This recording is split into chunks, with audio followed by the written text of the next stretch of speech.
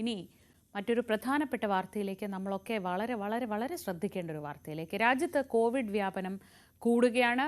ഇതുവരെ 12 പേരുടെ മരണമാണ് കോവിഡ് മൂലം സ്ഥിരീകരിക്കുന്നത്. രോഗബാധിതരുടെ എണ്ണം 1200 കവിഞ്ഞു. ഏറ്റവും കൂടുതൽ കേസുകളുള്ളത് കേരളത്തിലെന്നാണ് റിപ്പോർട്ട്. അതാണ് പ്രത്യേക ജാഗ്രത വേണം എന്ന് പറഞ്ഞത്. 519 കേസുകളാണ് കേരളത്തിൽ റിപ്പോർട്ട് ചെയ്തതെന്നും കണക്കുകളിൽ പറയുന്നു. ഐഷത്തുൽ ഷംന വിവരങ്ങളുമായി. ഷംന, നമ്മൾ ആ ഭീതിയിൽ നിന്നൊക്കെ പതുക്കെ കരകയറി ഒരു സാധാരണ ജീവിതം, കോവിഡിനെ പേടിക്കാതെ ജീവിക്കാൻ തുടങ്ങിയിട്ട് അങ്ങനെ ഒരുപാട് കാലമൊന്നും ആയില്ല. ഇപ്പോഴാകട്ടെ ആശുപത്രിയിൽ അങ്ങനെ കോവിഡ് പരിശോധനയൊന്നും നടക്കുന്നില്ല. നമ്മൾ കോവിഡിന്റെ ലക്ഷണങ്ങളുമായി ചെന്നാൽ പോലും പരിശോധന നടക്കുന്നില്ല. അതുകൊണ്ട് തന്നെ ഈ വരുന്ന നമ്പറുകൾ വളരെ വളരെ ചുരുക്കം റിപ്പോർട്ട് ചെയ്യുന്ന കേസുകൾ മാത്രമായിരിക്കും. അതായത് നമുക്കിടയിൽ കോവിഡ് വളരെ സജീവമായി നിൽക്കുന്നുണ്ട്. പ്രത്യേകിച്ച് മഴക്കാലമാണ്, വളരെ പെട്ടെന്ന് അസുഖം പടരാൻ സാധ്യതയുള്ളൊരു സമയമാണ്. അതുകൊണ്ട് തന്നെ ഒരു പ്രത്യേക ജാഗ്രത ഇക്കാര്യത്തിൽ വേണ്ടിവരും. തീർച്ചയായും ശ്രീജ, വളരെയധികം ആശങ്കപ്പെടുത്തുന്ന കണക്കുകളാണ് ഇപ്പോൾ പുറത്തു വരുന്നത്. അതായത് രാജ്യത്തുടനീളം 1200 കോവിഡ് കേസുകളാണ് ഇതുവരെ റിപ്പോർട്ട് ചെയ്തത്. അതിൽ തന്നെ 519 കേസുകളും കേരളത്തിലാണ് എന്നതാണ് ഏറ്റവും ഞെട്ടിപ്പിക്കുന്ന, ആശങ്കപ്പെടുത്തുന്ന ഒരു കാര്യം. മാത്രവുമല്ല, കേരളത്തിൽ മാത്രം 3 മരണങ്ങൾ ഇതുവരെ കോവിഡ് മരണങ്ങൾ സ്ഥിരീകരിച്ചിട്ടുണ്ട്. രാജ്യത്തുടനീളം 19 മരണങ്ങളാണ് ഇതുവരെ സ്ഥിരീകരിച്ചത്. അങ്ങനെ ആശങ്കപ്പെടുത്തുന്ന കണക്കുകൾ പുറത്തു വരുന്നു. വിവിധ സംസ്ഥാനങ്ങളിൽ, ഹരിയാന അടക്കമുള്ള സംസ്ഥാനങ്ങളിലും കണക്കുകൾ ആശങ്കപ്പെടുത്തുന്നതാണ്. അതായത് ആഴ്ചയിൽ 10ൽ കൂടുതൽ കേസുകളൊക്കെ റിപ്പോർട്ട് ചെയ്യുന്ന സാഹചര്യമുണ്ട്. ഇങ്ങനെ വളരെയധികം ജാഗ്രത പാലിക്കണമെന്നാണ് ഇപ്പോൾ ആരോഗ്യവകുപ്പിന്റെ നിർദ്ദേശമുള്ളത്. ഒപ്പം തന്നെ സംസ്ഥാനങ്ങളിലുടനീളം കോവിഡ് പരിശോധന ഇനി വീണ്ടും സജീവമായി തുടരാൻ ഇപ്പോൾ കേന്ദ്രം നിർദ്ദേശം നൽകിയിട്ടുണ്ട്, ആരോഗ്യവകുപ്പിന് നിർദ്ദേശം നൽകിയിട്ടുണ്ട്. എന്തായാലും വരും ദിവസങ്ങളിൽ കോവിഡ് പരിശോധന അത് വ്യാപകമായി തന്നെ ഇനി തുടരും.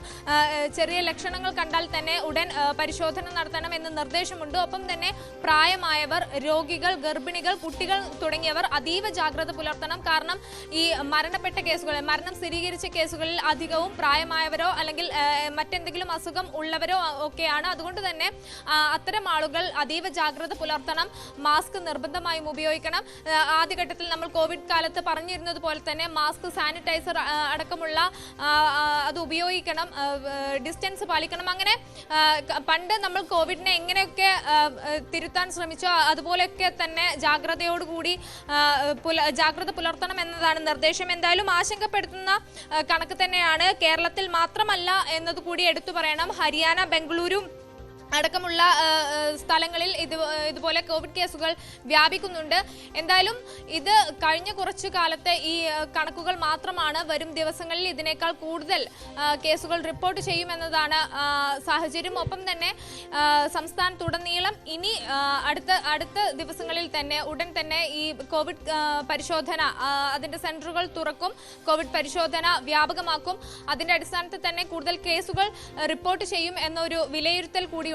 ഒപ്പം ഈ നേരത്തെ സൂചിപ്പിച്ചതുപോലെ ചെറിയ ലക്ഷണങ്ങൾ കണ്ടാൽ ഉടൻ തന്നെ ഡോക്ടറുമായി ബന്ധപ്പെടുക, പരിശോധന നടത്തുക, ക്വാറന്റൈൻ ഉൾപ്പെടെയുള്ള കാര്യങ്ങൾ സ്വീകരിക്കുക എന്നതാണ് നിർദ്ദേശം.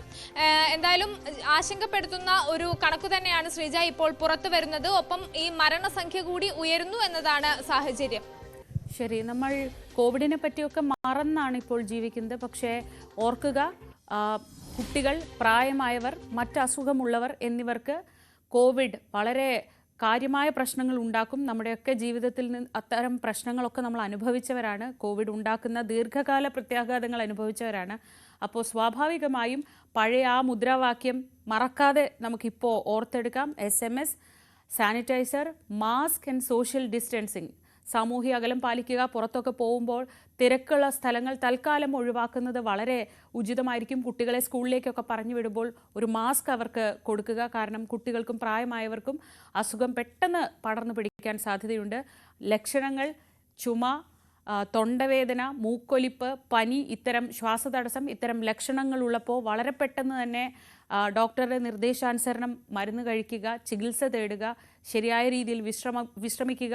എന്തെങ്കിലും രോഗലക്ഷണങ്ങൾ ഉണ്ടെങ്കിൽ പൊതുസ്ഥലങ്ങളിലേക്കോ ആൾ കൂടുന്ന ഇടങ്ങളിലേക്കോ പോകാതെ നമ്മൾ തന്നെ ഒരു സാമൂഹ്യ അകലം പാലിച്ച് നിൽക്കുക. ഇതൊക്കെ നമ്മൾ ഒരു കാലത്ത് ഒരുപാട് പാലിച്ച് ഒരുപാട് ശ്രദ്ധിച്ച് ചെയ്ത കാര്യങ്ങളാണ്. വീണ്ടും അതൊക്കെ ചെയ്യേണ്ടി വരുന്നൊരു കാലമാണ്.